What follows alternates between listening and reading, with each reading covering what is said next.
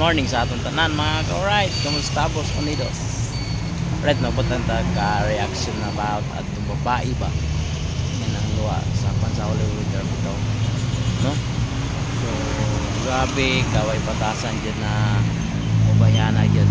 So actually no, so, maski pa man no, kung sa man galing nga klase tang reliyon na to at kinana nato respetoon ang usag-usa dili kay atong binuangan sa makaron sa nitabo tungod na siyang content kinana ang nitabo.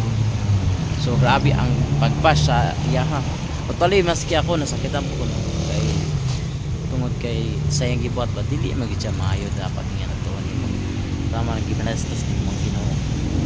Gusto ta magpatog content ang sikat ta dili na siguro ta mamug na mga inadto. Actually ako sa tinuod lang di ba ako sikat, sige na po post maski wala kay mga viewers. So ug wala gyud mananaw sa atong video, patay may mo na at least ang atong video is wala tanang wala tiga-apakan tao, wala tiga-apakan na mga laing mga reliyon. So mo na ang nakapait karon din karon ang kato siya itong babae nga kuan ng luwa hilak-hilak o wala na niangkon nga wala daw kuno siya ng luwa. So klaro kay sa video nga ng luwa gid siya mga alright.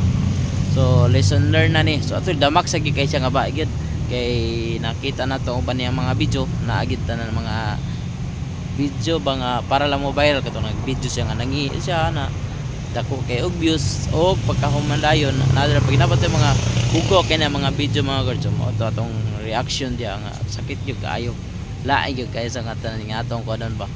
So I hope lesson learn natong tanan and God bless you all. All right.